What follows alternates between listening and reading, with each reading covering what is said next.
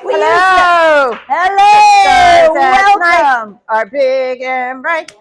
Oh, come on, y'all. I thought we had some teachers here. Come on.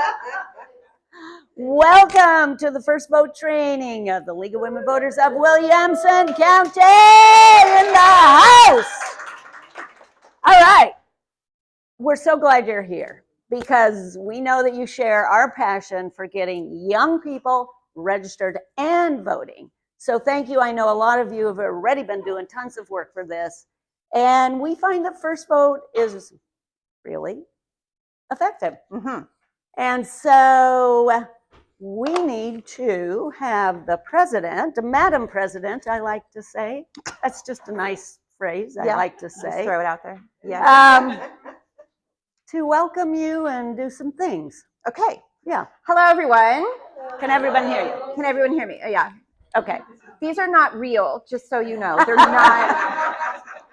We do actually have microphones on, just so you're aware. We are recording this session because some folks are not able to be here today. So we're recording the training so that they can go through this training later on our private YouTube page. So you are being recorded, just so you know. So I would like to officially welcome you to this. This is a League of Women Voters of Williamson County event, an official event. So I want to start out by telling you about our nonpartisan policy, which is in place every time the League is in action. We are nonpartisan. We have to be completely and scrupulously nonpartisan. That means we neither oppose nor support candidates or parties. We just don't get involved in that. So the purpose of the League of Women Voters, our missions are to empower voters and defend democracy. So everything we do falls under those goals: empower voters and defend democracy. The end. I also want to tell you about our DEI policy, which is another thing that they ask us to talk about everything, and we open every meeting with this. The League is committed to diversity and inclusion and equity in everything we do, in principle and in practice. So we have been very intentional about expanding our membership, expanding our reach, expanding our everything to include everybody. And that's very wide reaching. So we want to make sure that all the voices in our county are part of this process. All right, so I'm going to turn it back over to Helen, who is our Director of Civics Education, and she's going to tell you how this day is going to go a little bit. Yes. Well, I think probably all of you have a sense of what first vote is, but just to lay it out there, very simple. We have this presentation and we get the high schools to allow us to come in, usually the government teachers. Best case scenario, we'll talk to all of the seniors in their government classes, which is recommended in Texas high schools for seniors. Either on your last year you take government or economics. So even the economics kids come in and we do them all. And the presentation is good, and as you'll see, it's very interactive and kids like it. At one point, thanks to Kathy, an ex-teacher over there, had the great idea, we should get some feedback. Do the kids like it? Do they not like parts of it? So we did a little survey and they said, we do like it. We actually do. And there were some criticisms, but they said, we really appreciate that you all come in and you're so engaging and interactive and enthusiastic. We like it. Do it again. Bring more candy. We do bring candy. So after the presentation, then a really important function is our VDRs who come with us and the presenters. We go around to each kid, each student, if we have time, and we usually do, and engage them. Usually, I mean, we'll talk about that later, but we do a little are you 18 or how close are you to 18 icebreaker, and just try to get them to talk about voting and see if we can't register them because of age or they're just, I don't know if I want to do it. Then we are like, well, here's a mail-in and there's mail-ins at the school. So that's our program. And I'm very excited to say, since I took over in 21, we are in every one of the Wilco public schools except for one, and I shall, yes. And I shall have them in my pocket by the end of the school year. So let's see. Yes, studies show that if students get in, start voting early, then they keep doing it for life. So just a little bit before we get into the slides, my mantra on this program has always been, voting is easy, quick, and powerful. Easy, quick, powerful. Because I feel, and feedback from students tells me it is true for a lot of students, they're not opposed to voting. I mean, you'll have a few cynics in there like, voting doesn't count. But most of the time, I think they're just intimidated. They think, I have to know a lot of adult things to do this. And I've got so much else going on with my life. You know, I'm going to college or a job or military, whatever. Voting is just this adult thing I'll get around to. So I think our job is to assure them, look, darling, you can just chip your foot in and you can start voting. I mean, I even tell them, voting all the way down the ballot is the best because you get the most power with all the races. But if you want to go in and vote for the president or vote for the governor and leave, you can do that. Because I think just getting them to do it is the thing. So yeah, that's my mantra. And I want them to feel like, okay, I know voting's a good thing. And it doesn't sound that hard. Maybe I'll do it, right? I mean, you'll always have some students who are, yes, can't wait to vote. But I'll just be honest. A lot of the students are not going to be jumping up to register. And it is your job to persuade them that they would like to jump up and register. So let's get going. With the first slide, we introduce ourselves. My name is Helen. I'm a volunteer with the League of Women Voters. Then introduce our friends, our VDRs who come with us. And we do have the full backing of the Williamson County Elections Office. They are very happy to work with us and promote our work, which we feel very fortunate about that. So I go to the next slide to tell a little more about the League of Women Voters. So I'm doing the next slide. Yes. This gets them interested right away. I think it's important to put the fun stuff out there to tell them this is not your boring PowerPoint presentation. We're here to talk about the power of the vote, because later on we have a few slides about local elections and how I can say the people, the students in this room could literally change an election. Is that not power? But just the power of every single race you vote in is just incredible. Money, that's when we'll talk about in a later slide about student election workers. They can make $15 an hour, excused absence. They're very interested in that. And we have taken to actually giving them the application, the paper application, which gets them going. Candy, duh, we don't need an explanation on that. And so that's where we explain, we want you to interact with us. We don't want to be here talking at you. We want you to talk with us. Mm-hmm. And so we say, we want you to think about it, give an answer. If it's the wrong answer, you still get candy. And that, you know, lowers the bar, and people are like, and surprisingly, we don't usually get frivolous answers. People usually do think about it. And then they get candy, or the voting wristbands that Felicia has been passing out, or voting stickers, which kids love stickers. Didn't know that at the beginning. Are they 17? Yes. High school do they love seniors, stickers? Yes, they do. Yes, they do.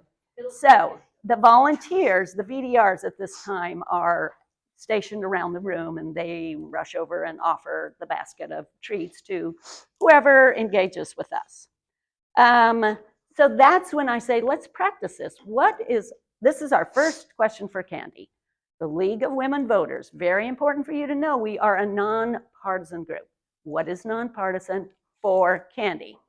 And can anybody tell us what nonpartisan means? What does nonpartisan mean? You can have some coffee. Guesses are okay. You can have coffee, scones. Back there, yes, with the yes. What? No bias. Yes, exactly. Thank you. Mm-hmm. There's your candy. Anybody else want to build on that? Yes, ma'am. Yes. Yes. Well, it's kind of like not, you know, red, not like red or like you have no, you know, like red or blue, or you know. Yes. Not red or blue. Yes. Neutral. You're neutral. You're not neutral. Exactly. Yes. Neutral. These very good. Very good. These are great answers. Candy. And you see how they get candy. Yeah. And sometimes if they don't get it, I say non-party. What about politics, parties? And they're like, oh, you're not with the party. Yes, we are not with the party. And then on this one, I do, the League of Women Voters was formed a little over 100 years ago when That was the time when a large segment of the population had fought for the right to vote, and they finally got it. What is that group of people? And we usually get women, and then I say, okay, extra credit. What is the number of the constitutional amendment that allowed this? 1919, and they're getting it. Yes, 19. Did you think 19? Yeah. Oh, can have good candy. job. Yeah. You can have candy. Yeah. So that's the kind of thing we do right up front to get the engagement going, assure them that these are easy questions, wrong answers are fine. So that's when we move along to, again, keeping with our easy theme. I say we only have 4 main ideas. Voting is so simple, 4 ideas and you've got it. Here's our first one, we vote to make change. Now, does anyone here think everything is hunky-dory with the world, just so cool, there's no change needed? Yeah. Yeah, so we usually get no. And so we talk about voting makes change. People vote because they're either happy about something and they want more of it, or they're mad about something and they want less of it, or they want it to change. Second one, because we're going to go over these one by one. These are the 4 main ideas for the entire presentation. Yeah. We just tell them that up front, like there's only 4 main things. Only Yeah. 4 main things. Yeah, this is not going to be like endless la la la Yeah. that you're supposed to remember. Just 4 really simple, straightforward things. Your vote counts, and that's when we can talk about in local elections. Again, this sometimes if it's a small class, because I sort of look at the VDR takes count, and I can do sort of a rough count and predicate 10% of the total students, and I could say, this front row, you all can change an election. They kind of look at each other like, what, we could? And this is a time where I like to say, I know that in national elections, like for president, you think, well, I'm just one of millions of voices. I mean, does it really matter that I vote? And that's when I talk about, yes, it does. And even in situations where you think my candidate is sure to lose, why should I vote? And I say, you really need to, because that candidate who wins needs to know that there's a large segment of the population who says, I don't agree with you, but you represent me, so I'm going to keep talking. So that's why it's important to vote in all races. Local power, that's where I say you get superpowers in local elections. We'll talk about that later. And making a plan, you'll see we have a fun little gambit with making a plan, but I usually say something like, I bet you all have made a plan today for something. Like Judy, remember we said we were going to meet at 12 o'clock at the cafeteria and you were going to give me $50? Yeah, I know, I'll be there, okay? So that's a plan, right? Because if you just say, I think voting's cool, and yeah, I think I'm gonna vote this time, but you don't make a plan. I'm gonna go on this time in early voting with a friend on Thursday after school, then it has a much better chance of actually happening. So, easy, right? 4. On the next slide, this is where, oh, I'm sorry. You were supposed to do main ideas. That's do okay. the next Yeah. one. What issues? So we ask the students, what the pattern I usually use here is, as voting enthusiasts, we know that people go vote either because they're super excited or pissed off about a candidate, or super excited or pissed off about an issue, right? People who are like meh about life don't tend to go vote. They're just not engaged enough. But what's lacking for a lot of people is understanding, oh, but if I go vote, that affects this thing. And so that's one of the connections we're attempting to help you make today, students, is if you vote, you might have an impact on this thing that is so important to you. So then we ask, okay, can anybody tell me a thing that you're interested in? Can be something small, local, daily things, or something huge. Students, anybody got an example? Anybody? Something that's important to you? What's important? Yes. Sidewalks in my neighborhood. Sidewalks Yes. in your neighborhood, which is a thing we have actually heard out of school. Yes. Yes. Traffic. Good. Excellent. These, and by the way, if there were a real situation, we'd be out there handing candy and stuff. Yes. Yes. Schools, Schools. What about them? You want more schools, less schools? I care who runs the council at the schools. Great, excellent, excellent, yes. Property taxes, these are fantastic. Anybody else? Healthcare is a good one, okay, good. Anybody else? What's that? Cost of Yes. college, yeah. And these are all really big ideas, right? These are all big things that affect a lot of people. Even if what you care about is something very small and local. For example, my son graduated from high school this last May, and the thing he complained about the most when he was in school was the quality of the pizza at the cafeteria. And what I would remind him is, do you realize that when you're 18, you can vote for the people who make the hiring decisions for what companies are going to bring in the food? You could actually have an impact on the quality of the pizza. So if everybody at your high school, if everybody in the district decides we want better quality pizza and that's the thing you campaign for, you could do that. Like, that's a thing. That's an actual thing you could change, right? So it doesn't have to be, world peace. Could be, that's a good one. But it can also be something very small. Those things are also valid for you to be thinking about and be concerned about. So we walk through that and get as many responses. And I always have something in my pocket, like my son and his pizza, which he loves. He absolutely loves that I talk about that anyway. But sometimes, especially if it's an early morning class or maybe an after lunch class, the kids are just, the students, I should say students. You might have to just pull them out a little bit. So like the pizza thing, Yeah. and then, you can always draw the link. School board makes that decision, exactly. and you can vote on the school board. I sometimes throw out minimum wage. Do you want to and click them in all the... Then we ask about that. So then you say... So then, would you all like to see some issues that other young people have told us about over the past few years? Because we do these presentations all over the counties, and we've been listening to young people. You want to see how your answers compare? And they're like, yeah, okay. So what do you think this picture means? Global warming. We hear about that a lot from young people. Okay, good. Next. Education. So we heard about schools, right? And this can mean everything from should teachers get a raise? The teachers are usually in favor of this. Yes, the teachers out. are like, they're like, woo.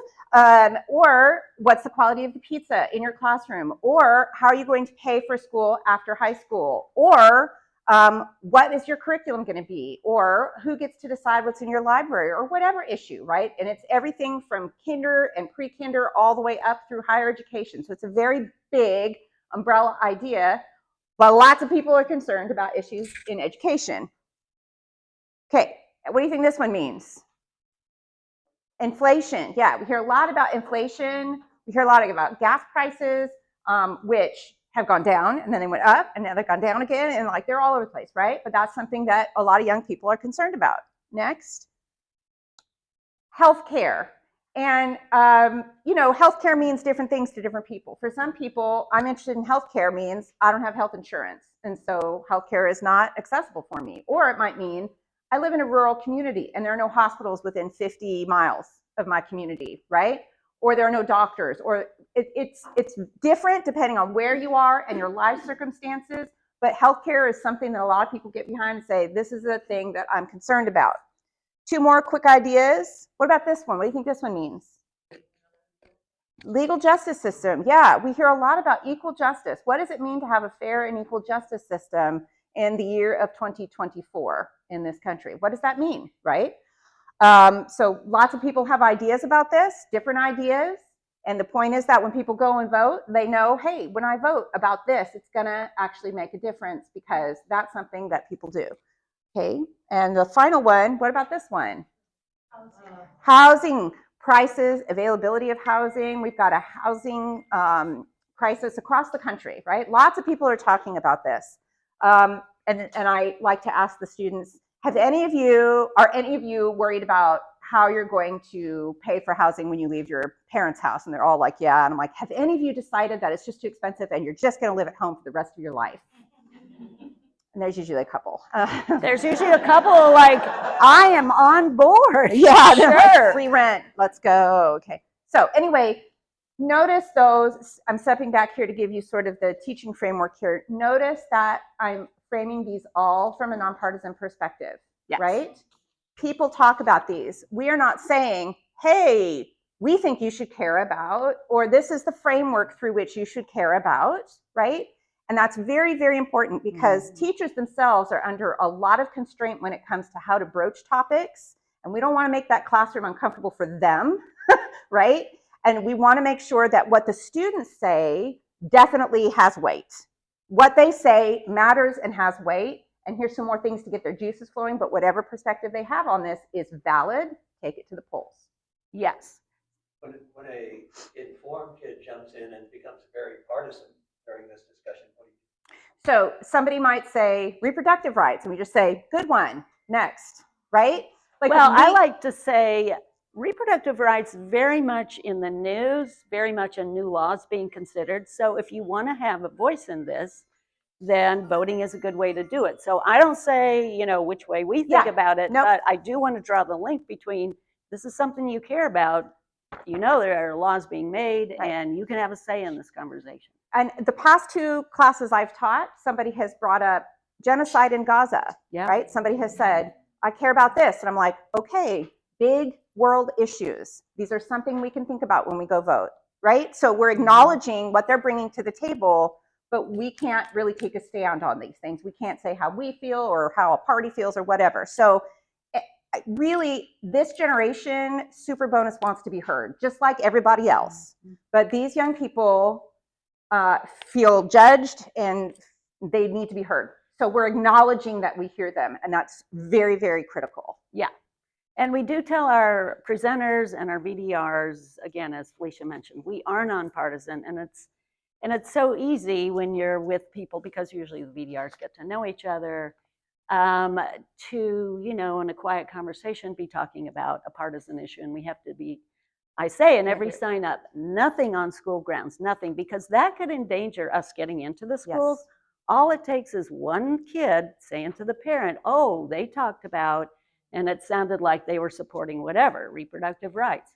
We just can't go there. Yeah. So we just have to be very, this is in the news, this is in the laws, you can have a voice in the conversation. Yeah. So next one, do you want to just go do this one? Sure.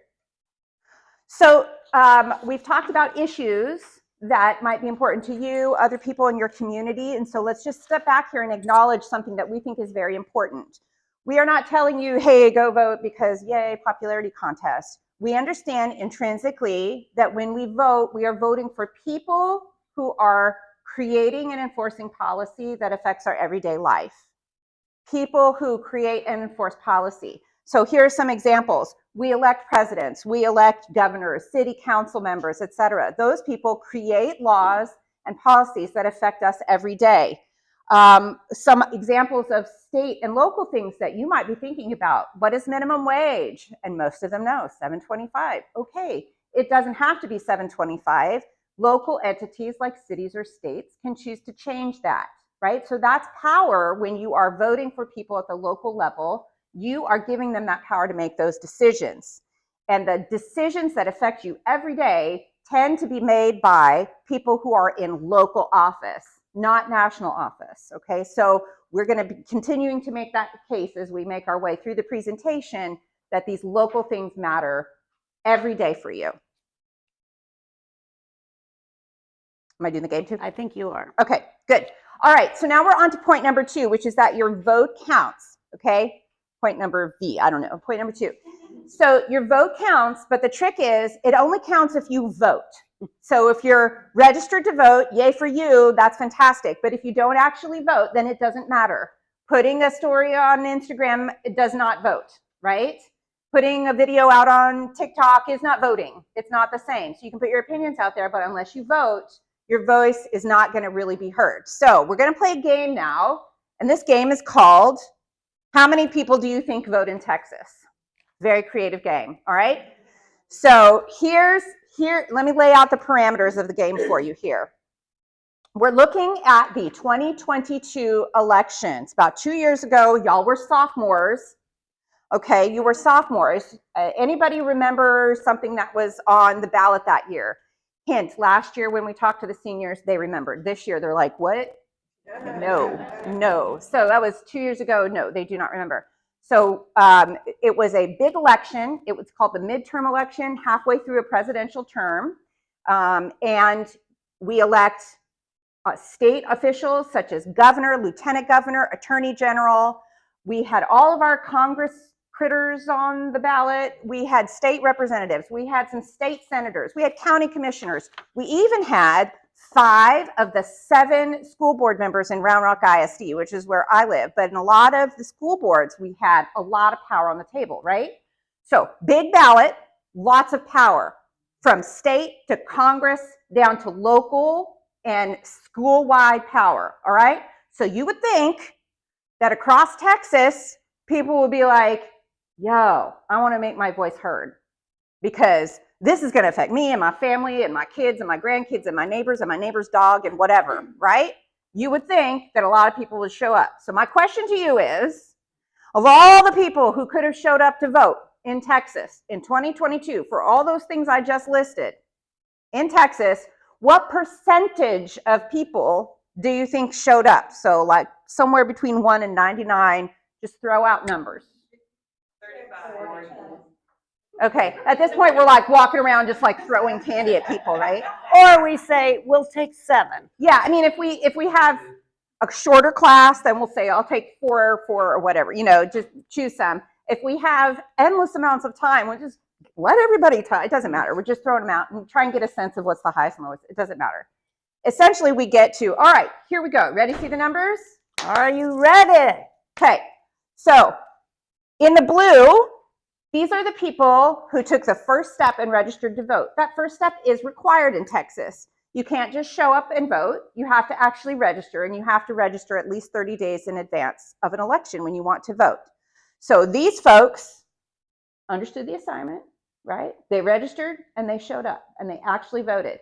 That was about 42.7% of Texans. Now there's gasping and oohing and ahhing and reacts. Okay, great. Green here, these were the folks who were eligible to register to vote, but didn't. They didn't even register.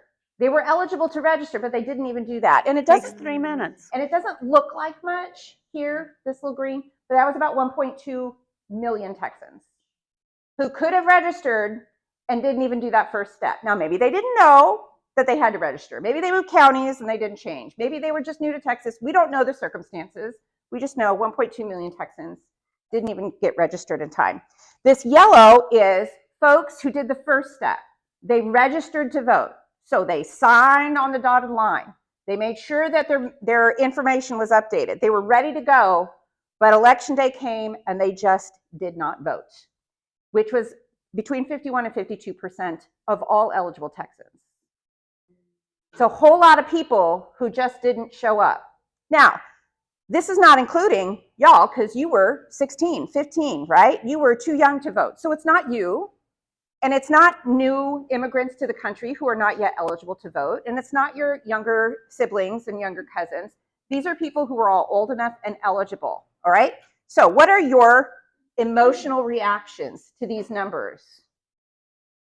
Anybody? Tell me. Boo, you tell me say your boo. feelings. Why do you say boo, Susan? Why are you You're crying? Because it's just frustrating to know that many people registered. And I don't know if they registered with the GPS when they got their license. I don't know. And then forgot about it. I don't know why. Right. You would register and not be engaged or engaged. Yeah, anybody else? Colette? Disappointed that many people don't realize how important local elections are. Yes. You actually have a voice, you have more power. Yes. Exactly. Not showing up for that. Yeah. Yeah, not showing up. Yes. Sharon? You know, somebody told me once that Texas is not a red state or a blue state, it's a non-voting state. Yeah. You say yes. So the difficult truth about this chart is that this was actually an improvement for Texas compared to previous midterm elections. We were actually kind of happy about this. Yeah. And the other thing I want you to know is that this is a Texas average, because in Williamson County, we are much better. Okay, so we're very competitive about this. I'm not ashamed about it. We are competitive. And I want you all to know as Williamson County VDRs that our purpose is to beat Travis. Beat Travis. Good voter turnout is one thing. beat Travis. This is what we're doing. Okay, this is your job. All right. So let's talk a little bit more about this data. We're talking about who shows up to vote. So in this graph, we're looking at. You want me to go? Yeah. Yeah. Are you doing that? I'm still doing these numbers, right? And then Sure, go ahead. just punch me when I'm ready. So in this graph, we're looking at, of all those people who showed up, how many of those were young people? Because that's why we're here today. Mm-hmm. It's a truism, no matter when, that old people are going to vote more reliable than young people. Now, it makes sense because we olds, we have been voting for a long time. We know how to do it. We know where to do it. We know when to do it, right? We've got the pattern down. And for y'all, it's new. It's a new thing to start doing. Many of you will be doing this for the first time when you go and vote in the fall. So the trick is, how do we get young people voting at the same rates as old people, right? How do we give them the information? And that's why we come out to these classes to talk to y'all, because a lot of you don't even know that you have this power. So in 2022, in this election where admittedly not very many people showed up in the first place, of all the people who showed up, 11% of those were young voters. And for the way that demographers define youth voter, it's ages 18 to 29, because as we all know, once you hit 30, you can't be trusted, right? They get it. They get it. The The students students never are laugh like- anymore. It's really sad. Then I have to assure them that I'm 28, and then there's Yeah, questions and concerns. But anyway, Yeah, and I usually at this 11%. point where we're talking about young voters and older voters voting, because it's kind of a thing they may have heard, baby boomers are the ones, I think we do have the highest rates. I don't know, I haven't looked recently. Sorry? Does anyone ever ask what the other colors no. Well, Because we just did it on the previous. yeah, Oh, okay. So this is still of the blue, of the total blue, right? The red is just a slice of the blue. Yes. So it's of the people who voted. So it's Yeah. so it doesn't show you what the total amount of youth voters could have been. Everybody else voted. right. Yes. They were the voters of If 20. they had voted at full power, they could have been about a quarter of the vote statewide. Yeah. Yes. You ever use examples about those, like the whole, there was such and such an election, this person won by. 50 Yes. votes. We're getting to it. Yeah, we're going to Getting do to that. it. Yeah. And I usually, so when I'm talking about younger people just don't vote as much, but older people do. And I'm like, I'm a baby boomer, yay for me, I vote all the time. But this situation just is not fair. Why should I be making all the decisions for y'all when you are the ones who are going to take over? But I don't like unfairness. I want everybody's voice to be heard. But the only way to do it is for y'all to vote. And please vote us, raise your voice, drown us out. Yeah. Let's just make it fair. Yeah.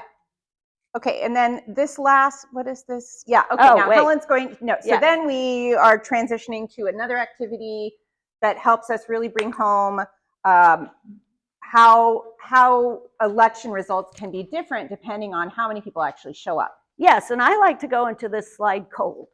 We were talking about youth vote, blah, blah, blah. Sometimes presenters give it a little preamble, but I like to go where they're like, oh, pizza party, what? I don't know, cool.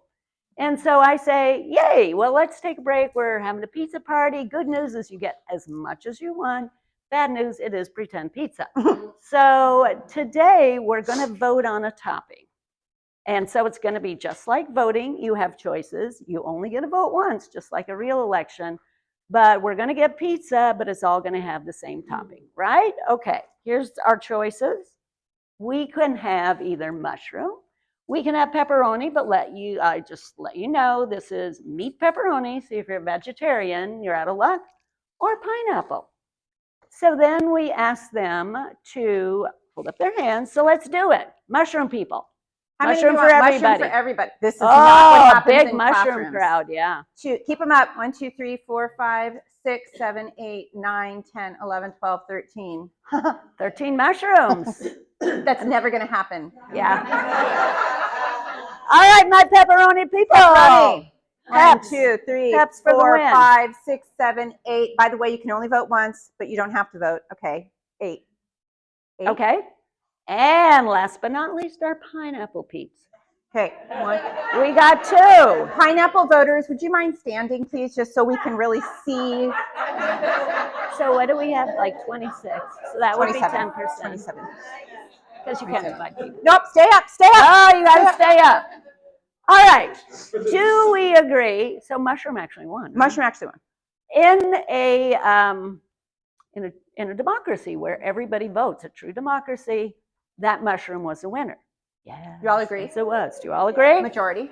Okay, but what did we just talk about? We are youth voters, right? And in the election we were talking about, you were roughly 10%, 11%, let's just say 10%. Well, 10% of this class is 2 people because we can't chop Well, people. 3. We got to round up. Do you want me to pick my voters? Yeah, pick your Okay. voters. I'm going to say you get to vote, and you get to vote, and Kathy, you get to vote. Okay, y'all. You are voting. All right, so let's do it. So this is like actual youth voter participation, right? So who wants mushroom? Okay, we got 1 mushroom. Who wants pepperoni? Who wants pineapple? Pineapple wins! Woo! All right, people. The moral of this story, don't get pineappled against your wishes. If you want a say in the conversation, you got to show up to vote. Yes. But what if I'm allergic to pineapple? What happens? You know, that's a really good point. So let's say you get to an election, you're like, I don't like any of these candidates. Right. Or I'm vegetarian, for example. Why would I vote for pepperoni, right? So you're doing the best you can with what you have. You might not be able to have pizza. You know, I might not be able to have pizza if everybody chooses pepperoni. But if you don't vote, you're certainly not going to get your non-pineapple pizza, right? So, you know, it just makes the point with everybody that you're never going to get everything you vote for. The people you vote for are never going to win 100% of the time, right? But how are you going to feel? This is pretend pizza. It's stupid, right? This is a ridiculous, heavy-handed metaphor. But how much more does it matter when it's like actual people making actual policy decisions for your lives? That actually matters. Right. Yep. No kid in class like then they just start. So they all vote and then you choose. We always choose because pineapple. we make well, but we It's make gerrymandering. Gerrymandering. sometimes we talk about gerrymandering, Yes. but also, and some of the students do know what gerrymandering is. But I make the point, which is absolutely true. You don't know who's going to show up to vote. You Right. do not know until they vote. It could be truly that the pineapple showed up in a metaphor, or the pineapples for a candidate you do not want, but they're the only ones who showed up that day. So guess what you're living with? Yes, Kathy. Is it too much to say that a lot of these are special interest groups, or is that I don't know. Again, there are so many tributaries we could take, but in my mind, it's sort of like an emotional thing. We just want them to feel good about voting, feel like this is something I can do. Yeah, I'm going to try this. So I do worry that introducing more stuff that they hopefully are covering in government anyway is I just want to get this point in this case. Yeah. You don't know who's showing up. So yes. You kind of touched on the point of that some people always are a little more absolute in their yes, no attitudes. And it's not till when you get older that you kind of see there's an in between. Yep. Yes. Kind of Yep. But I don't know if I'm wrong, but it sure seems like that's gotten more and more so. Maybe it's because of social media. But so do you address it more strictly, or just in the kind of passing way that you just did it? It might not be true of every class, but in a lot of classes we go to, the kids are surprisingly more sophisticated than you would expect. We get a lot of super smart answers, to what are you interested in, or how can you be involved? They are much savvier than we think. But I'm realizing that sometimes when you vote, they're not going to agree with you 100%. Yeah. Yes. Yeah. So I do see that. Nobody ever gets 100% of what they vote for, right? But if you don't use your voice, you have no control over that outcome at all. Yeah. And it's not a fair outcome because you weren't part of the conversation. So that's what, building on the fairness issue of Fairness your voice really deserves to be heard. Your really voice deserves to be heard. strikes. You ever talk about the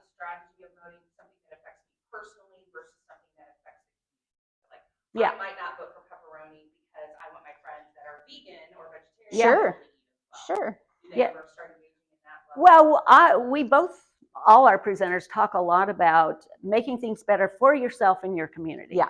For yourself and your community is sort of our Right. catchphrase, because we want them to know, yeah, this is a personal thing. Oops, sorry. But also, it's a community, Yeah. and you have community concerns, and you want to make it better. A sentence that I often throw in is voting is like an ongoing conversation with your community about how you want that community to develop and change in the future, how you want that community to be. So, it's a constantly evolving conversation. You get to come back to issues again and again. It's not just one and done. Yep. Okay. So then they're kind of like, oh man, I've just been pineapples. And then we're like, Very sad. but remember, we talked about some good news about Williamson County, and Okay, so we want to encourage all of our Williamson County students. First of all, I'm going to step back and tell y'all that there are groups out there. I'm not thinking of anybody in particular. I'm just saying that there is a train of thought where, people will go into places and say, you got to vote, you got to vote, you got to vote, and guilt people into voting. It doesn't work. It does not work.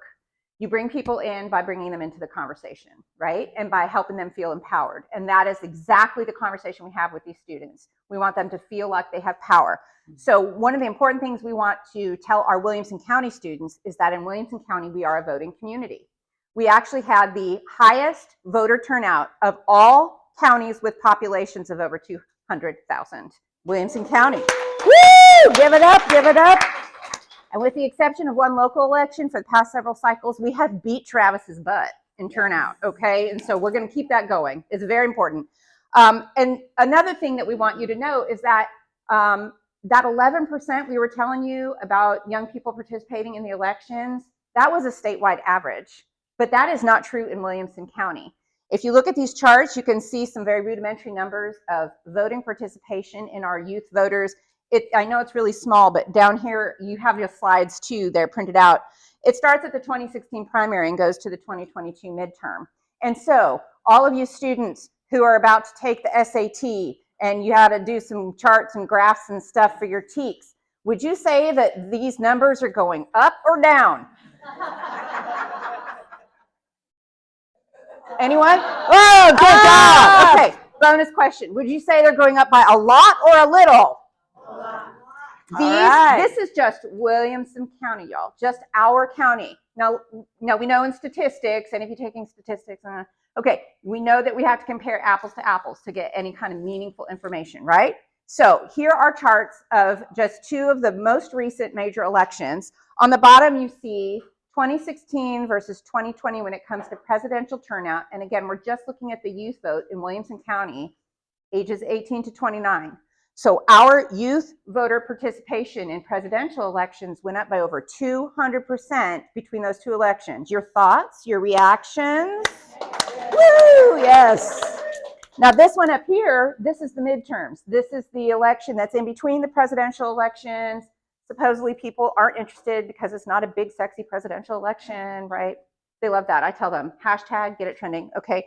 And in Williamson County, our youth voters increased their participation by almost 600% between 2018 and 2022. Yes! So for us, in those 2022 midterm elections, of all the people who voted, 21.4% were youth voters, compared to the 11% statewide. We almost doubled the statewide turnout for youth voters. Okay, Wilco. Anna? Yes. I tell them we're competing with Travis. They're like, yes. Oh yeah. Yeah. And I like to make the point here.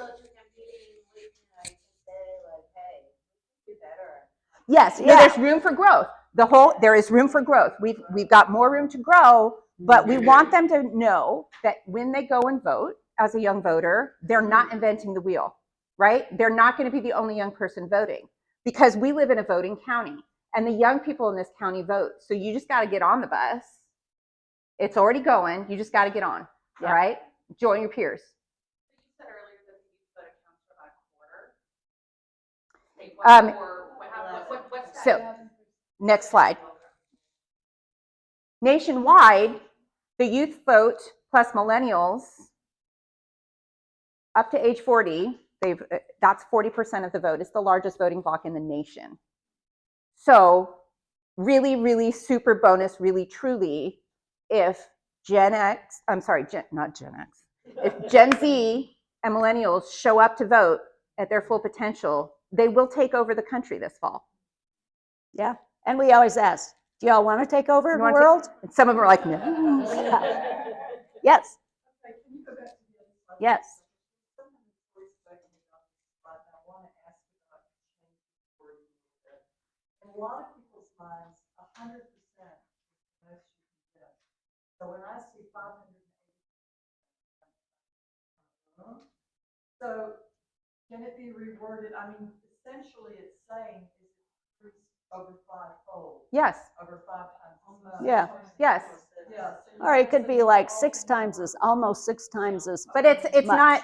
not 583% of 100.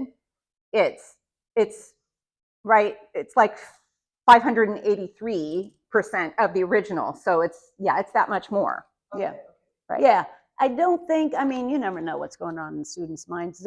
We've never gotten questions They don't about really it, think that much which about doesn't it. mean that we can't work on it. We tweak this all the time, but yeah, Yeah. I do like to make the point that yay, Williamson County, and Yes. y'all are awesome. However, there, as you said, room for room for improvement. growth. And sometimes if there's time, you know, we don't know.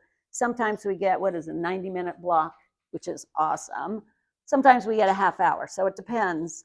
But I might say, okay, so 20% of the room is y'all right there. Yay for you, but because I don't want them to get complacent. I'm like, don't, just because Williamson County youth are voting higher, don't be like, well, then I can go have a pizza, a real one this time. So I do want to, you know, not to hammer guilt, but just to say, you got to just do it. It's so easy. Why not? I was just curious because my first thing is, well, this is how Texas does, how's everybody else? And have you ever thought about just putting this, like, I found one that shows states that, like, where they vote, and there are some states where, I know. Yeah. So I grew up in Oregon, for example, and in Oregon, the voter turnout rate is super high. And the way they do that is nobody actually has to register to vote. You are automatically registered to vote. And you have to actually opt out of the system if you don't want to be a registered voter. And also, everybody votes by mail. And the state sends you the equivalent of the League of Women Voters Guide. They send a nonpartisan guide to your house and also send you your ballot. So you never have to leave your home. So it's crazy, but if you make voting easy, people vote more. It's, yeah. But go back to that competition thing, like, we did great in our counties, but look at the state of Texas is because the other 50 states where we're one of the worst. Like, Yeah. we can do better.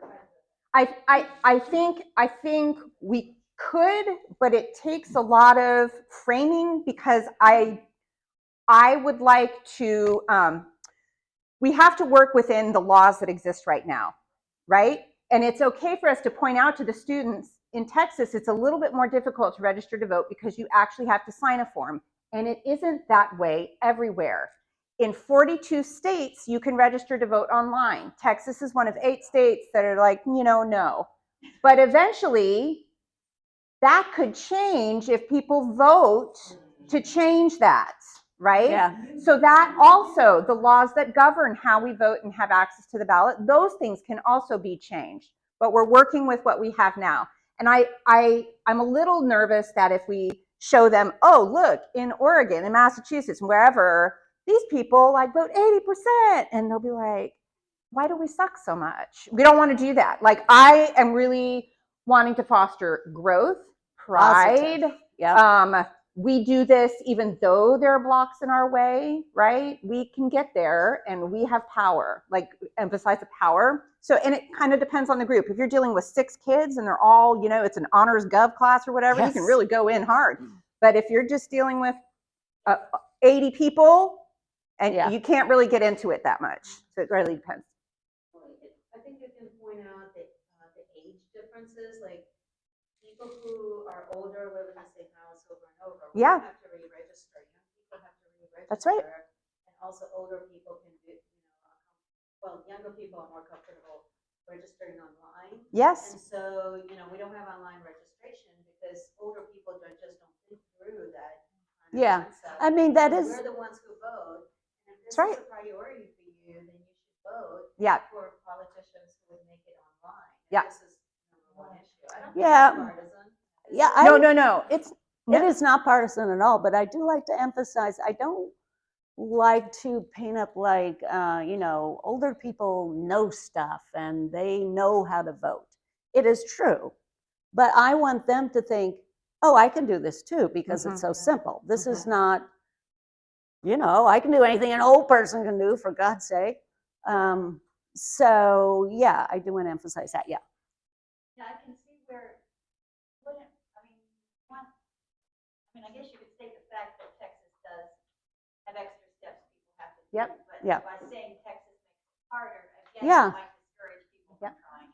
Yeah, sometimes I say, yes, we have to do this, like registration. You have to register at least 30 days before you vote.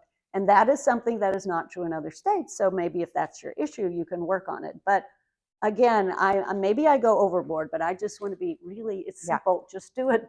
Just do it. It's And easy. look, we're here to make it easier for you. Yeah, That's yeah, why and we go around as the high we school go, so that and- you don't have to even worry about mail. and we like that. register you and you don't have to think about it again. Yeah. I would want to echo that. They won't admit it, but they're intimidated by what they don't know. That's right. Yes. That's right.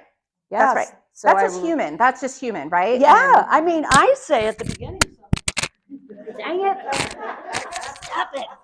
That we're here, we volunteer time because when I do something new, and sometimes I use computer stuff, it's like computer stuff is intimidating to me. So I like to know, and have somebody explain, oh, you just click this and you click that. Mhm. And I'm like, oh, it's simple. Why was I intimidated by that? And it's the same thing with voting. You get some basics and you can do it. It is not tricky. Yep. So I don't know where we are now. Okay. Now So the we're next talking thing was about- we take over the world. yes, y'all you take have over the the world. power. Yeah. You got the numbers, people. You got the numbers, you can take over. And this is you. So, no, this is me. You. Yeah. Stop it. Yes, we talk about, remember when I talked about earlier that you have superpowers in local elections? Well, you do. And the thing is, when you vote in local elections, these are decisions, as we've talked about before, that affect your life. Things like what happens in your school, what happens in your community. Are there enough parks for everybody? These are the things that affect you every day. In fact, you can't go through a day without being affected by several things that you have the power to vote on.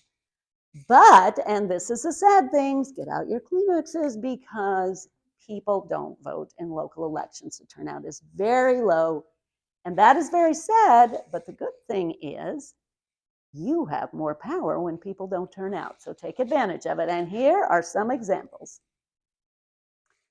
Recent close elections, 20 people. There are more than 20 people in this room. Now, that doesn't mean you all vote the same way, but you could have. You could have changed the election for a powerful position. Mayor in Liberty Hill, 20 people, all because the turnout was low. You get that power.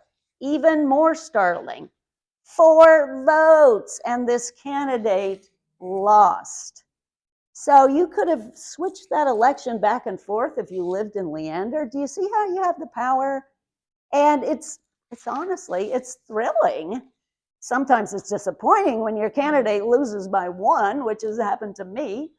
Not me, them in my voting. The Austin. You want to do it? Yeah. So there's one really great example too. Y'all remember in May, as part of the local elections, there were 6 subdivisions in Austin that were voting about whether or not to stay within city limits. So they wanted to become ETJs or municipal utility districts or whatever. So they didn't want to be inside the city limits anymore.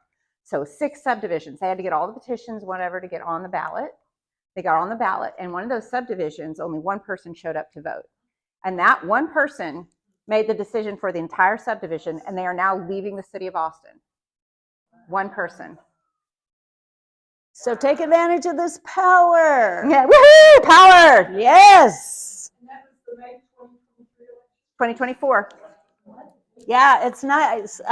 In Travis, I presented for Travis because they really needed a presenter a few days ago. And their examples are bigger, like 300 or something like that. And it's not quite as fun to do over there. This is like, Because they're like, okay. But I say, oh, you know, when you have those bigger ones, you can say, if you have, 2,000 seniors, you could say, you know, only a quarter of them made the decision for everybody.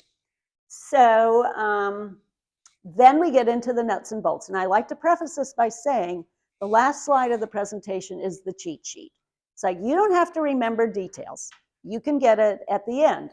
But we just want to give you the basics. At this point, you are so sold on voting. I can tell that. You're like, Helen, I am going to vote, but I don't know how. Okay, you start with registering. It takes 3 minutes. If you are old enough, and the subsequent slide talks about it, so I say you'll find out, but some of you can register today. We make it super easy. We take training from the county. We can take your completed applications down to the elections office and boom, you're done. So you can do that today. Second one is very important because, you know, especially at this fall semester, most of the kids are 17. So we want to get in their little brains that in your school, all Texas high schools required to have mail-in voter registration forms and a person in charge of doing voter registration work, which varies by content. So we want to say there are always mail-ins wherever. Library, all the government teachers, school office. We want them to remember, and when we get to the next slide, we say, put a reminder on your phone when you're 17 years and 10 months and you're able to register.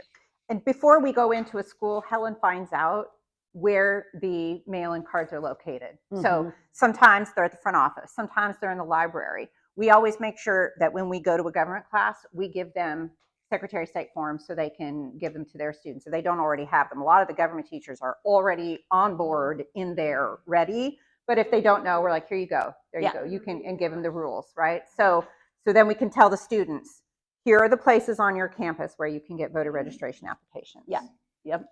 And then we say you can also go over to Georgetown, do it yourself. So then we get into the requirements. Must be a US citizen.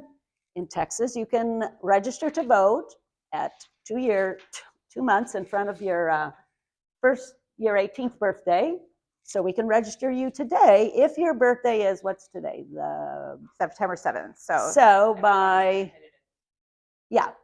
So basically, are you going to turn 18 by November 5th? We can register you today and you can vote in the election. If your birthday is actually after November 5th, let us give you an application to do later. Yeah, so we usually give them if you are 18 because counting back for 1710 is complicated. And then the last one, we always say we do not recommend felonies. We do not recommend felonies, but you should know that in the state of Texas, which is different than some states, if you commit a felony, once you've done all your punishment, you are off paper, then you can vote again. So again, no felonies recommended from us. Did you want to do the skips? Oh, is that now? I think it was before that one, but we just got a little off. Yeah. Let's do it. Okay. Break here. Usually before this slide, we do a little unscripted thing, which we... So let's go back. Yeah. So at this point, hey, I'm really excited about voting. Yay, excited about voting. Woo! If you don't make a plan, you're not going to get there. That's right. Yes. So could we have a volunteer? We need a volunteer who's willing to do about a 30-minute improv skit.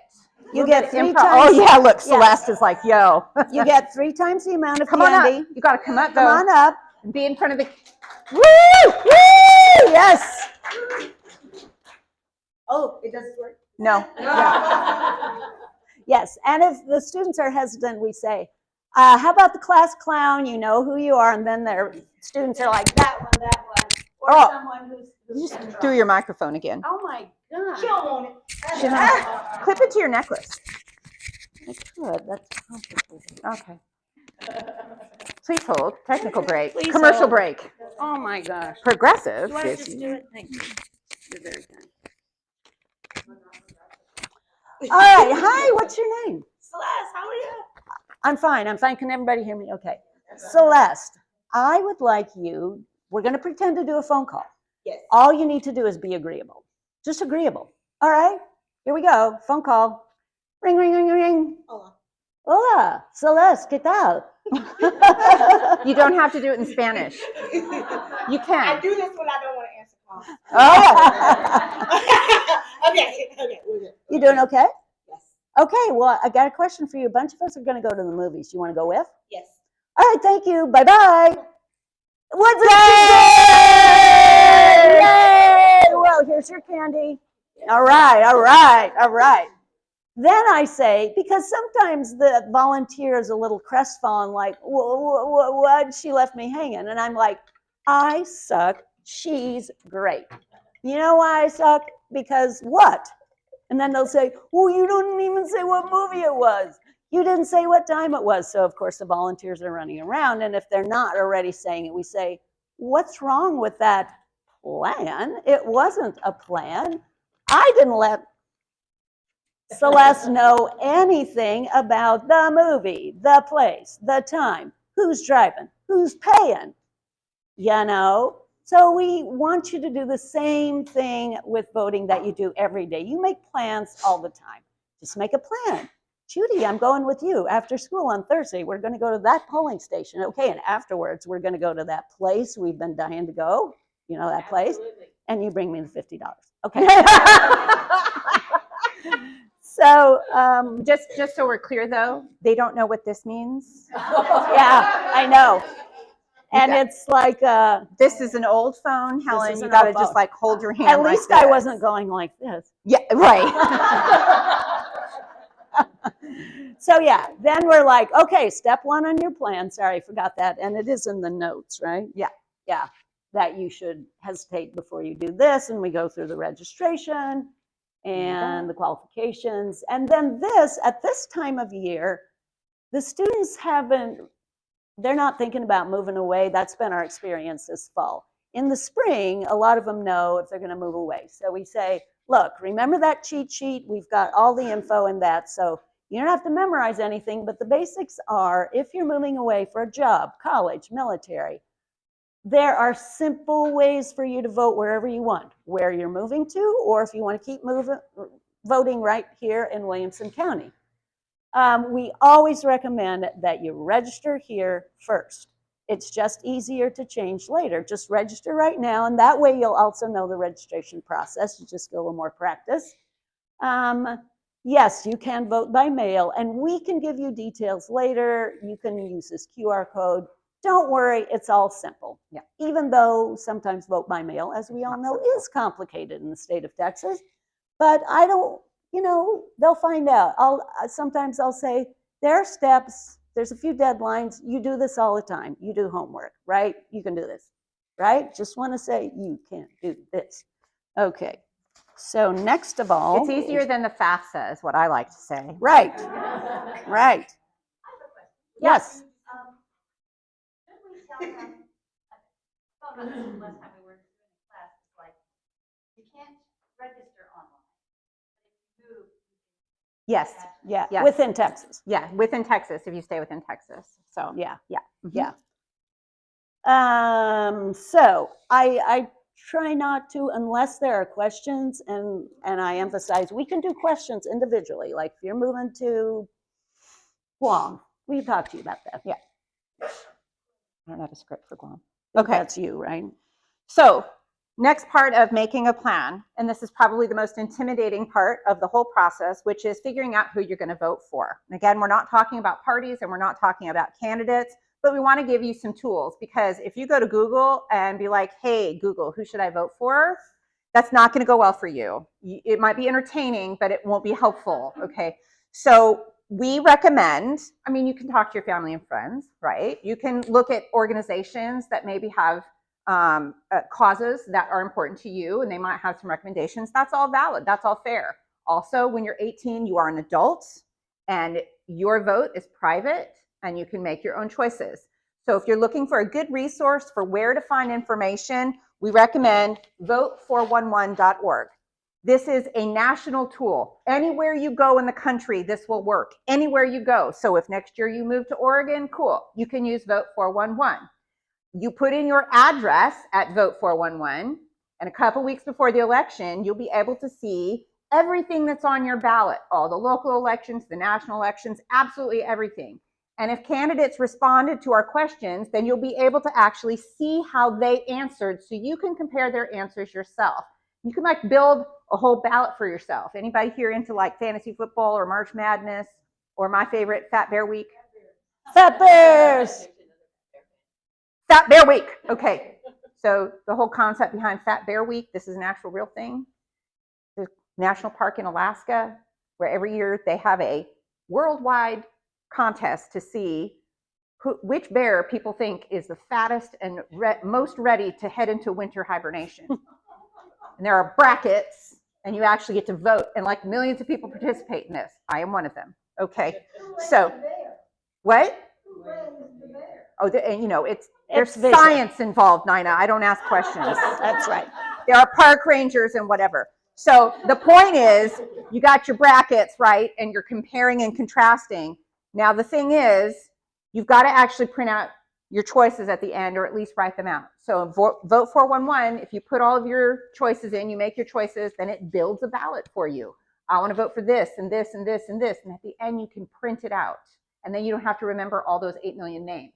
I've noticed 411 for some of the really like school board or very, very local elections don't have that stuff on there, like mud boards or stuff. You have a recommendation where they can go and find their sample ballot on the local election site. Yes. Yes. So you can actually know who the candidate is. Yes, you can also go to the Williamson County website, which we give in a minute here, and you can just see what your entire ballot's going to look like. So Vote 411 will give you your ballot, but it won't necessarily have every single tiny race. And sometimes if a race is unopposed, we won't have information for all, for just that candidate. And sometimes candidates don't answer us. And so in that case, we tell you, we don't have a response from this person. So that tells you something about what they think of us as voters, Yeah, we don't do need that like information. to emphasize the local elections, the Wilco Elections Office, Yeah. and doing that. And you're absolutely right about 411. Again, though, I just want to make it really easy for them. Just like vote 411. You've got all your races. You can pregame it by clicking through, doing your choices, print it out. And we love this website so much. We got tattoos. At this point, there's always a number of students who are like, those ladies are so crazy. They really did. And then we're like, they're fake. You too could have a tattoo. We have That's the pens. right. Anyway. So if we have time, like in a 90-minute class, we have props up here that we use to be silly. We have had kids say, can you please write it on my forehead? Yes. And that's really fun, and kids do it. They can take selfies with things, and you can look at it later. We have a pirate thing. Yeah, it's cool.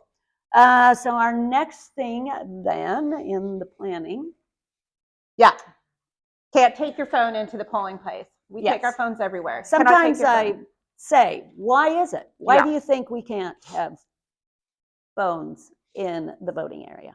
And sometimes they're kind of puzzled. Camera. That's right. And if they don't say, I say, well, what is the thing that cell phones can do that regular phones can't? And they're like, oh, take a picture. And I'm like, yes, we don't want creepers going around taking a picture of you or who you're voting for. So it's real simple. Just bring a piece of paper. It could be the ballot that you printed out, which is very convenient. Any kind of piece of paper. All right. So, oh, sorry, you were doing that. I don't care. Doesn't matter. And sometimes just to make it easier, I mentioned that a lot of people just vote by party, just to make it a little simpler for them. And it's like, do I have to look at every race? Well, most people vote for the party that they like. But it's hard to. Yes, but we say in Texas,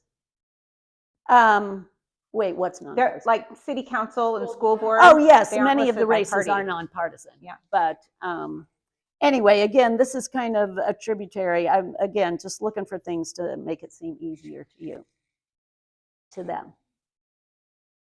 Wait, who's doing That's this? you. This is me. All right. So, do you remember when Celeste and I were making that plan? And Celeste was awesome, and I didn't. Well, just do that. It's so simple to do that when you decide to go voting. You can vote at any polling place in the county. It could be convenient to your house, to school, to work, whatever. You can just look at your county elections office website. They show all of the places. You can go to any of them. Early voting is your friend. Election day, we like to call the last day to vote, right? If you do early voting, then that way, one, if there's any lines, there aren't always. A presidential election, there might be. Early voting, you don't have the line. Polls are open 7 to 7. I know y'all are going to be there at 7 a.m. because you're morning people, aren't you?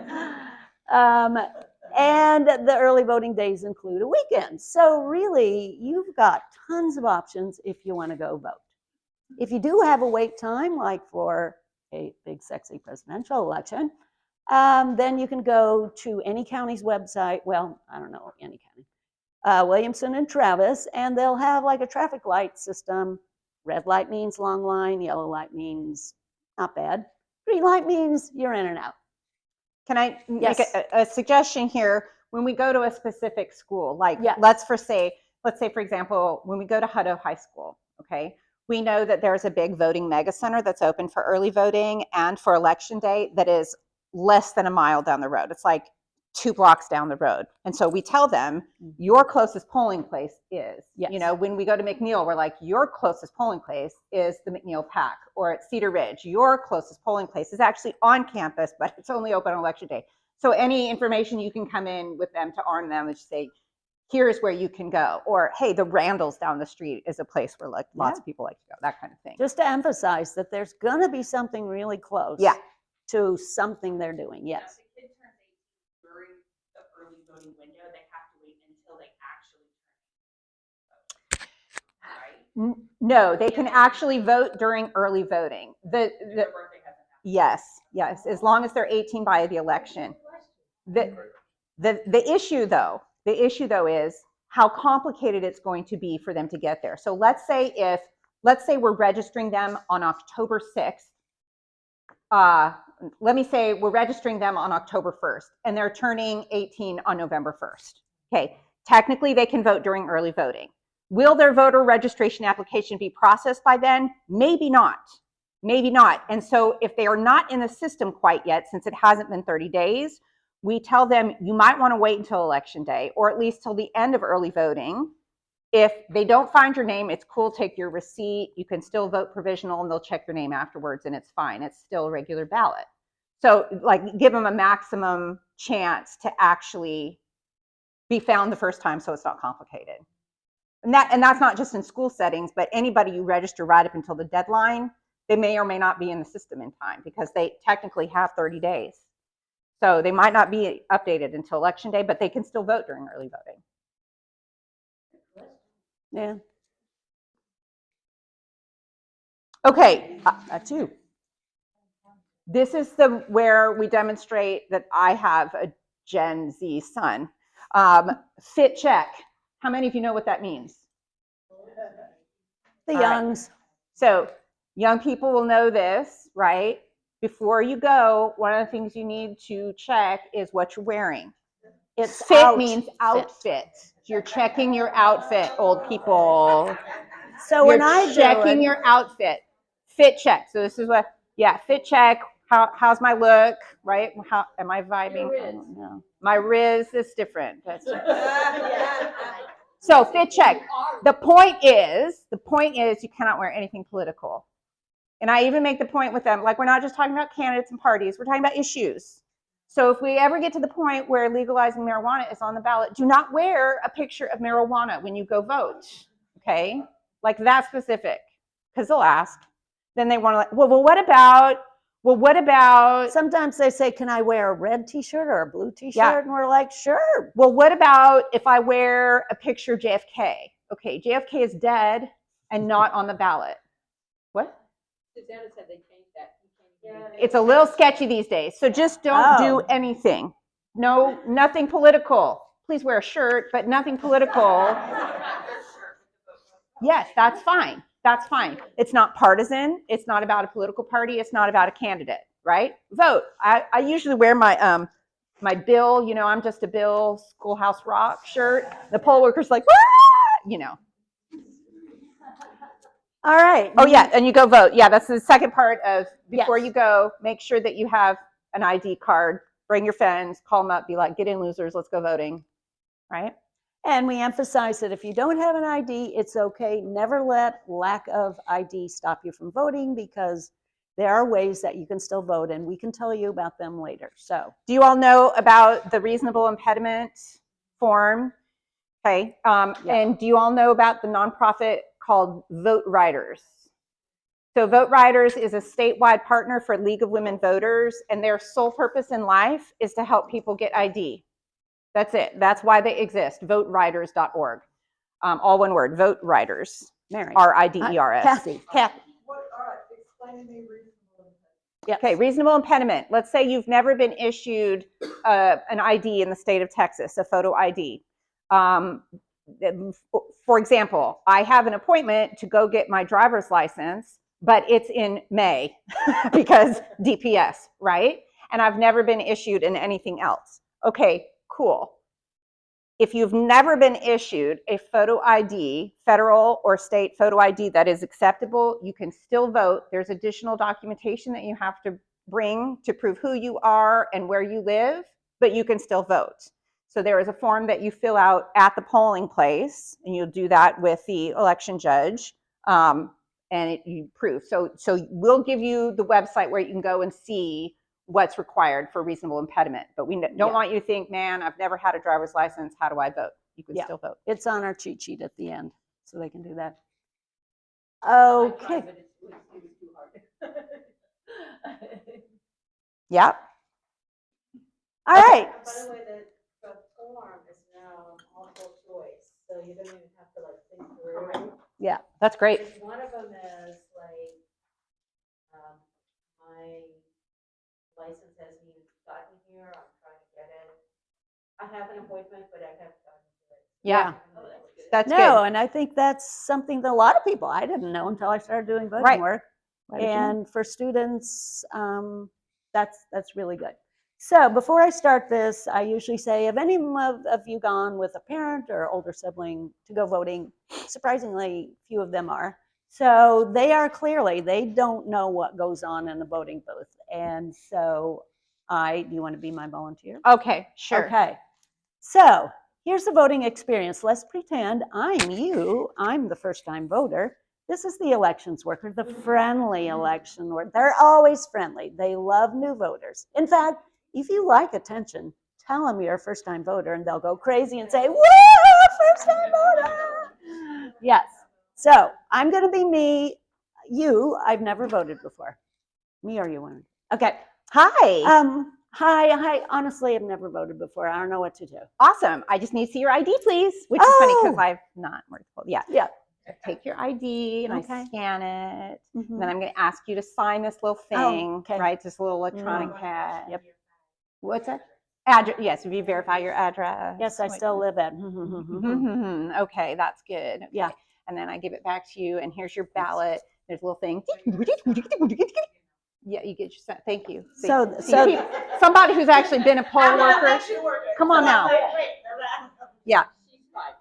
We're basically walking through. We don't usually do it in this kind of detail. We walk through like big take-home messages. Is there are people there to help you. Yes, nice. again, I only do this if there's time. But Yeah. I do feel that when we do this, the students are really watching, because if they've never done it before, never observed it before, they're like, oh, what does happen? Take the mystery out of it. So I do have a call out. Yes. Because poll worker is an umbrella term. Okay. Catch-all, Yes. and I think you need to be very careful about who can check your ID. Mm. That are canvassers and Election clerk.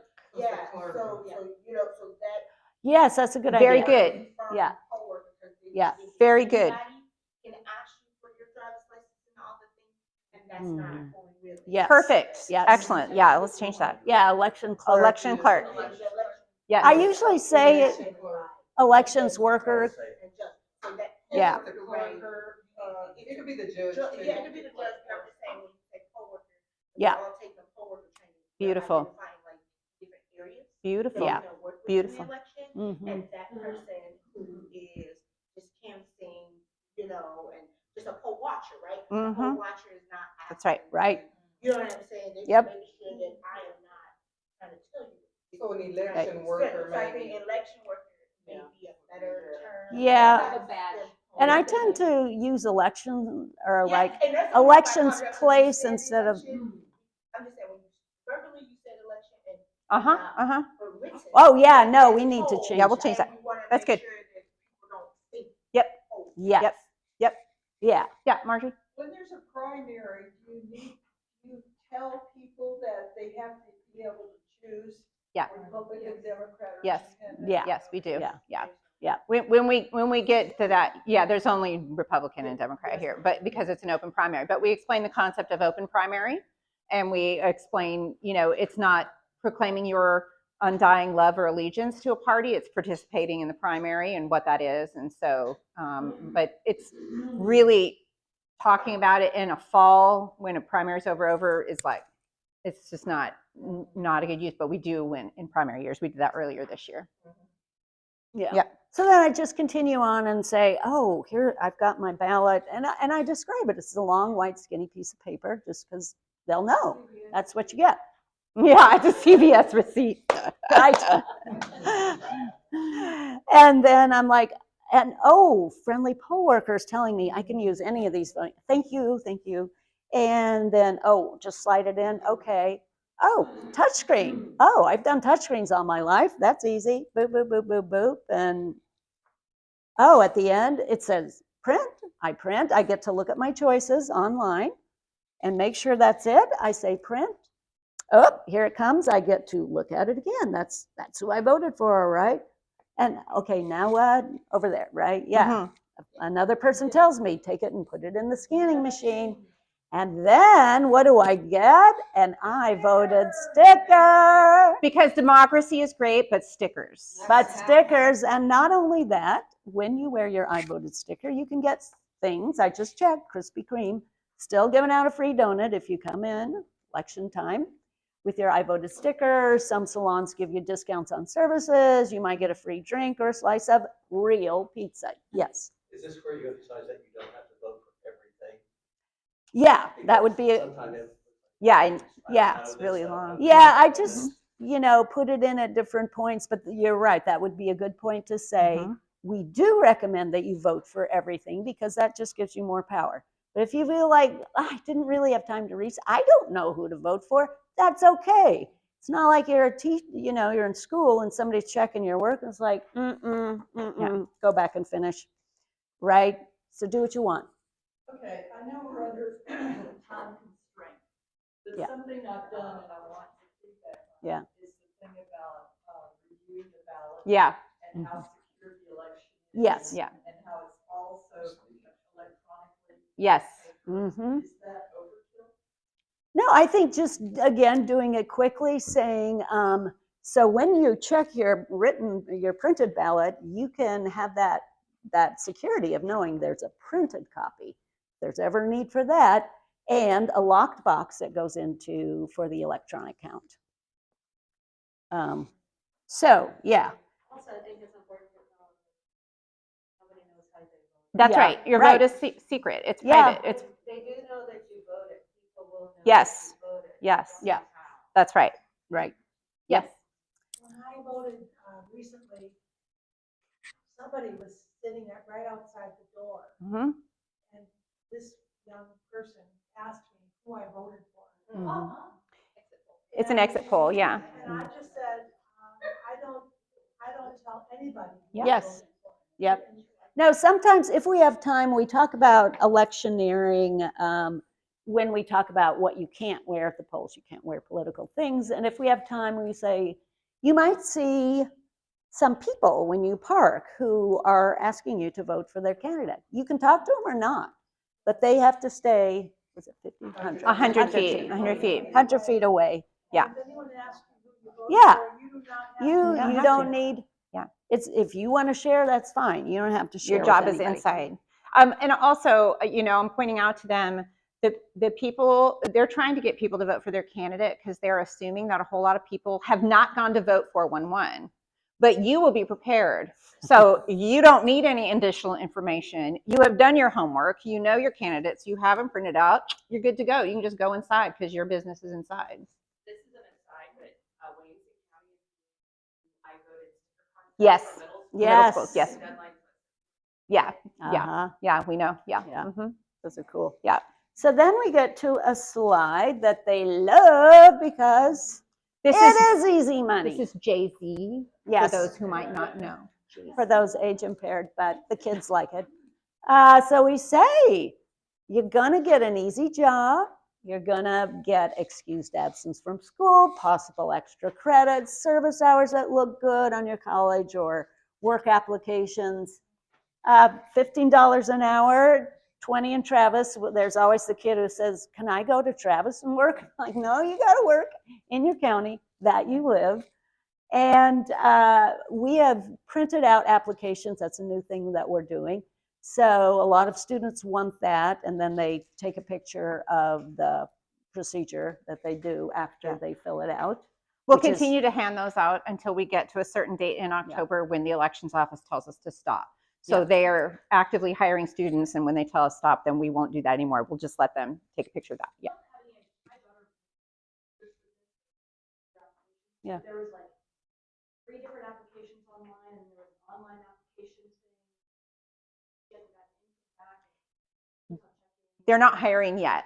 They're, It hasn't been identified. yeah, they haven't started the process yet. It's going to be like late September, early October when they start that up. So she hasn't heard anything yet. She might still. Mhm. But if she don't, she need to call them because Wilco is understaffed. Totally. Yeah, she should call them Totally. and just find out. They're understaffed. Understaffed. Yeah, Yeah. Pamela? I think another important thing to mention is, as far as the kids are concerned, that we've gone over all of this with their teachers. So as far Yes. as them getting credit and, getting paid and all of this, that their teachers can help support this and their librarian, so that they're not, well, where do I go? Or, they hit a wall and can't do anything about moving it forward. Right. I have created a one-pager PDF that has all of the instructions and descriptions and what this is all about. In addition to the application that's from the county, I have a one-pager. We send that to all the teachers so that afterwards the teachers still have it. We have the students take pictures of it, but people lose stuff, whatever. And so that's another part of it, is that your teacher has this information, the librarian has this information. So if you lose track of it, that's where you go and they can help you. Yep. Yeah. The same thing that other poll workers do. Mm-hmm. Yeah. So my son did this last year as a senior in high school. And so he sat at the table and he checked people in, right? With the ID, he had people sign. That's right. Absolutely. As of age 16, you can be an election clerk, student election clerk. There's a limit on how much you can work. Up to 2 days, right? Up to 2 days. You can work up to 2 days and get 2 days excused. You can help on weekend, that kind of thing. But usually they're just there for 1 day, for election day long. But they get paid for training. They get paid the same amount as an election clerk. Judges get paid more, slightly. Yeah. So, But we say yeah, you they can make are, $200. Not bad, huh? yes. Yes. Yes. Yes. That's right. That's exactly right. That's exactly right. Butt in and say that. I used to say now, but you'll see how it works, you'll see how it flip everything. That's right. how everything's locked, and then you know how to feel better Yeah. about what you really think. That's the undercurrent here. The undercurrent is the more people we bring into the democratic process, the more faith we have in our elections process, right? Because we are experiencing it firsthand. And then the more kids you get involved at age 16, the more likely they are to vote. So, I just keep in, yes, of course, my son has this burden of his mother being the president of the League of Women Voters, but also he worked as an election worker twice and then voted for the first time on his 18th birthday in the statewide runoff, right? Who's voting in the runoff? Like 3% of people. So that, and was he on his birthday? He was motivated. Let's go vote on my birthday. So this is a really great way. This is like our long-term growth, right? Our long-term growth. We're excited about every single voter we register, and this is not the only year we do this. We have been doing this for several years now, and the idea is, where will we be 10 years from now? How are our 35-year-olds voting? How are they turning out? Because, 10 years ago, maybe they weren't voting. Are they voting now? Grow that from the youth on up. Yep. Do you guys know, does this include the jobs at the elections office where the judges and everybody bring in all the materials? They will get paid $15 for that too, an hour. And so that's also something you can tell the kids is like, if you can't work all day and you can just give a few hours in the evening, that's fine as well. So put your application in and talk to the elections office about what your availability is. All right. All right. To also point out that if there's some young person, because they come in at their polling place and it's usually retired people, to have a young person present at the polling location will make other young people feel comfortable. So that's it. Like, my son chatted up all the students at Southwestern. He's like, what dorm should I live in next year? What's the food like? Blah, blah, blah. He played chess with the retired poll workers who were working there. They all adopted him and gave him food. Everybody won, really. Everybody won. Yeah, they're interested in this, and I think most of them think, oh, easy money. It is. But I think that, like she just said, once they're there, they're like, hey, this is a cool thing. It's cool to learn about elections, and they'll tell their friends, right? So the circle goes on. Okay, the next thing is something I'm really glad we did. Thank you, Felicia. We stole it from Travis, though, right? Nope. No? Okay. Anyway, we have these little postcards that have just some basics. What are the basics? It's everything we need to be able to look them up in the Secretary of State's database to see if they're registered to vote. So it's a little postcard that we designed, and we put them in every kit that we have. We started out just doing this with high school students, but now it's in every community event, everything we do. If people want text reminders, they can get them from us. You might have seen, there is a thing you can text to the State League of Women Voters saying, yes, I want text reminders to vote. That's cool, but they only do it for state and federal elections. We do it for local elections as well, every single election. And it's a wraparound service. I'm preparing scripts for kids like 3 weeks after they register. We say, yes, your registration went through. So we have a team of people in the background working data to look up every registered voter. If they have not gotten registered for whatever reason, we say, it hasn't gone through yet. Here's how to problem solve this. We tell them, we just sent out a script this week to over 500 voters saying, okay, here comes an election. Your last day to change an address is, here's how you would change an address. If you've moved, students, here's how to get a vote by mail, all of that. So it's like messaging for every election. Then we'll sound out another one saying, now early voting is open and, election day is, right? So it's our own little personal digital get out the vote program.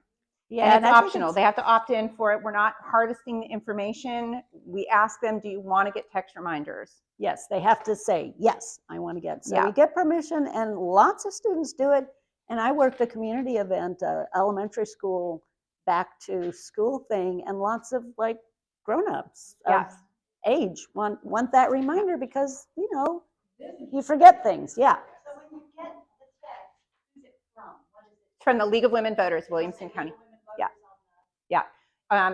We're doing it through our fundraising platform, which is called Give Butter. And so it's a very brief text and an image. So it's a branded graphic image that I make in Canva that has it has, follow-up email address or or website, like where you can get more information. And it's always, if you want out, reply stop. So there's always a way to stop. Yeah, I love this because it's just additional, non-oppressive little nudges. Yeah. Do something. And so we give them the deets about the next one, saying it's not just for president. You have a lot of power there in the whole ballot. These are your, and then the thing that which I stole from Angela, one of our volunteers is a science teacher, or was till recently.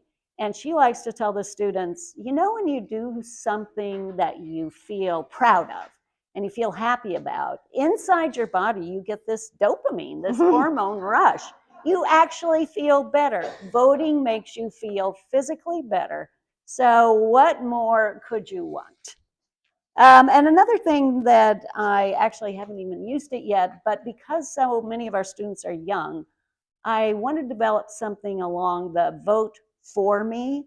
I'm too young to vote, but please, you parent, older sibling, family friend, whatever, you can vote, I can't. These are my priorities. Would you consider that when you do voting? So just a little sideline to make them, give them a part, even though they're too young to vote, but maybe they're excited about it, but this gets their voice in there. So that about does it. Here is our cheat sheet. And we always have printed copies of this. We They can have take a printed picture of it copies. and I see it. send it to the teacher to email to them, so it'll have live links. So that's it. And then it's very important what happens next, which is we go around with our volunteers. We Yes. sort of divide up the room. We go, do you want to do a sample on me or Judy? Or Yeah. So this, just to give you the meta thinking view here, we don't ever go up to somebody and say, so do you want to register to vote? Mm-mm. Right? What we ask 'Cause them they'll say is, no. when do you turn 18? Okay. What we want them to do, we want to, first of all, create a dialogue, not give them a yes or no out right away, right? So when do you turn 18? When do you turn 18? November 9th. November 9th. Okay, so so you can register. Have you figured out what day you can register? So it's 2 months before your birthday. September 9th. Great. So put a little reminder in your phone. Would you like to take a mail-in application now, or would you like to get one from your teacher in a few days? I'll get one. Okay, great. So just put a reminder in your phone for so you're walking through all those steps. Really encourage everybody, ask, when do you turn 18? Yeah, it's because a good they were icebreaker. not paying attention to the 1710 rule. They were Yeah. not paying attention, I guarantee you. They just listened to that whole thing and they turn 18 next month and they don't know that they are now eligible to register right now. So you do the math and you're like, oh, you can register right now. Would you like to do that right now? Yes, Or you- please. Or you just ask how many 18-year-olds do we have in here, and then usually they raise their hand, then, well, I'm 17, and then. Yeah, we try to staff up to the point where we can send somebody to talk to everybody, right? We are trying to actually have FaceTime with every single student because saying to the whole room, I mean, if you have been or are a teacher, you say a thing and like 3 of them are listening, right? But if you are right in front of them, then and they have to answer a question, then they're going to engage. Another thing you come across is you will still come across that kid who says, I don't know enough. Yeah. And so that gives you the chance for that. That's right. And I want to add one other thing. That face-to-face talking to a young person, you are an adult, starts at the very beginning Yes, of this. absolutely. You meet and greet them at the As they door. come Yes. in, Day going, before the day, presentation. Good day, a bad day. If they get any sort of welcoming from you, they are going to be more responsive. Yeah. Yeah. We're handing out stickers at the beginning. Kathy's greeting people with the fake microphones. Yeah. So the example you had here, she turned 18 on November 9th, which is after election day. And on the form, the second question is, will you be 18 on or before election day? Yes. Do they have to wait to register until after election day? No. That form is so ridiculous. Okay? Because that question is asking you, will you be 18 by the election in which you are voting? But the wording is not clear.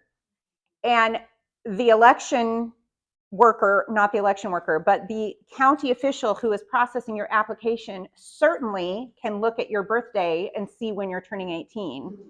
There are movements of voting activists who are trying to push the legislature to take that question off. Right now, it's on there, so we deal with it, right? But you can explain to the students, you will be 18 by the election in which you vote for the first time. So you can do that. But if her birthday is November 9th, I'm not registering her today anyway, because we're still a few days beyond, right? So handing her next May. Oh, you're actually, yeah, Yeah. exactly, yeah. I just say when students are filling out, I say, all this question means is, you know, you have to be 18 when you Right, vote. exactly. That's right. it. Yes, I do know that. Follow up here to what Janet was asking. You can ask how many people are 18. Sometimes we'll do that as an icebreaker. How many of you will be 18 by Yeah. November 7th? Okay, all of you who are 18, you can register to vote today. Blah, blah, blah. Yeah. The one thing I want to impress upon y'all when you're in classrooms that you should never, ever, ever, ever, ever ask a student is, are you a citizen? Never, never. We are never going to ask that. You're never going to ask that in a group setting. We're never going to ask that individually. If they volunteer the information to you privately, okay. But we are never going to ask them, because for some people, this is a very tenuous situation and it is legally problematic for them, right? It is very difficult. It's none of our business, and it is not our job to check ID or check anything, okay? So it ultimately is up to the voter to read the instructions and to answer the questions. But please don't ever, ever ask students about that. Another thing that I've learned, just quickly, and I'll get to you, is when I'm calling on a student, to do it in a non-gendered way, Yes. because there's been a few times where I can tell by their Yes. expression I did it the wrong way.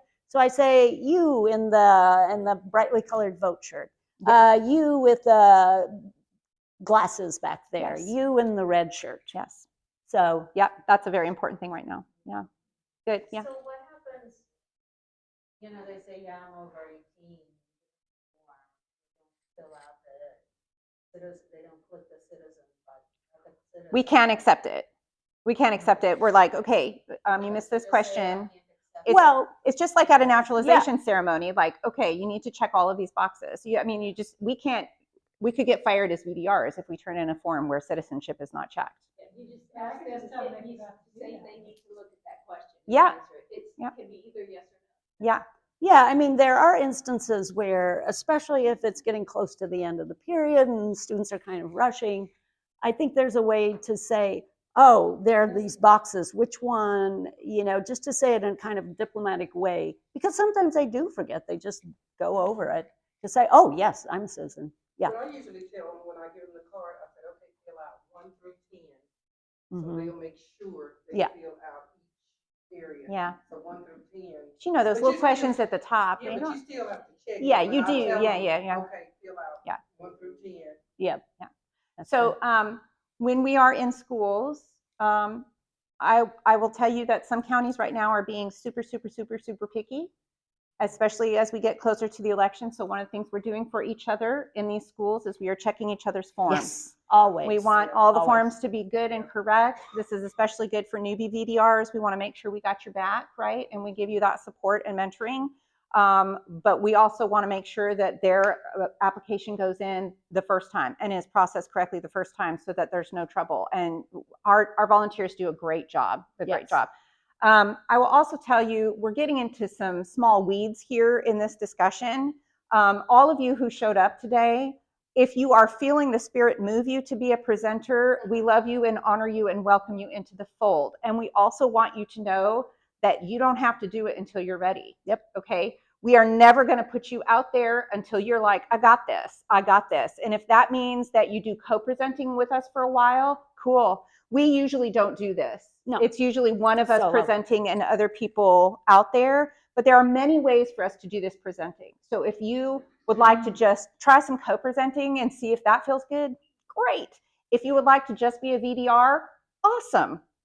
No pressure. You never have to feel like you have to be the one up here. But if you want to, that's great, because we got a lot of schools coming up, and Helen and I are going to lose our voices. Yeah. And Judy and Kathy. Yeah, Kathy. And one last thing, if you're wanting to be a presenter, one thing to consider is the time period. Yes. And we have to leave a certain amount of time at the end. Yes. To actually register. We should Yeah. talk about what the short and long.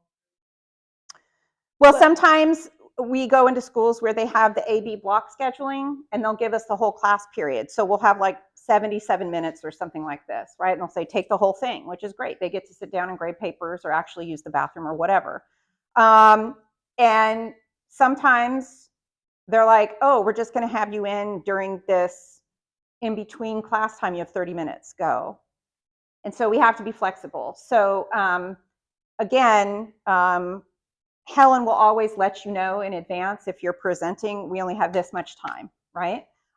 So this week, for example, we're going to Taylor and we're doing 7 classes in one day, and they're short classes. So we got to go boom, boom, boom, boom, boom, and leave some time for them to register. But then we're going to be at Eastview High School on Thursday and Friday, Wednesday, Thursday, later this week, the 11th and 12th, and they have the longer blocks. Yeah. So we're going to have more time, and we have more time for discussion, whatever. So we will be pacing our presentations appropriately. Sometimes we're going to be in classes with 15 kids. Sometimes we're going to have an auditorium of 80, right? So we're making the decisions in the background about how deeply to staff that and all of that. So you're never going to be alone. You're never going to go into a classroom alone. You're never going to be the only VDR, right? You're always going to have a group to work with. Yep. And observing it, if you haven't already. Yeah, already worked observing. it, that's good. And, you know, what I do is practice alone before I started doing it. Yeah. Oh, I thought you had a question. You had a question. So just for 2 things. So one, do we have to be like registered with that school's volunteer system? So when you come in as a volunteer, everybody has to go to the office and get a visitor badge. But, you know, us being there, that's already been approved. So the VDR or the presenter comes in, gets your visitor's badge. Well, you already know where to go because we'll give you that information. And you don't have to pre-register as volunteer with the system. No, you don't have to do that. Yeah. The voter ladies are here. The voter ladies are here. Yeah. Regardless of the amount of time of the class, is there a requisite time of filling out the form that you know is? Well, it depends on how many students there are and the time of year. Right now, we've been doing presentations because the schools have been saying, please come and present to us. We're getting a modest amount of registrations just because the kids are too young. They're young. They will turn, most of them, 17 in the next semester. But it still builds it. And my dream concept for each school is a first vote earlier on, and then we come back and do a senior scoop when they're almost all 18 and get them registered. Somebody over here, yeah. So with the recent policy changes that have come around gender markers on driver's licenses, having recommendations for that gender section on the registration. I know it's optional. We just recommend if you were not comfortable filling it out, just leave it blank. I have personally encountered students who are going by a different name than what they're registered with, right? You know, you never want to assume when you're talking to a student that they're going by a different name. But sometimes it comes up in conversation that maybe they volunteered and they said, you know, my name is whatever, but then they're filling out the form and it's a different name. So I do give them the information that if at some point you change your name, then you can change that online, just so you know.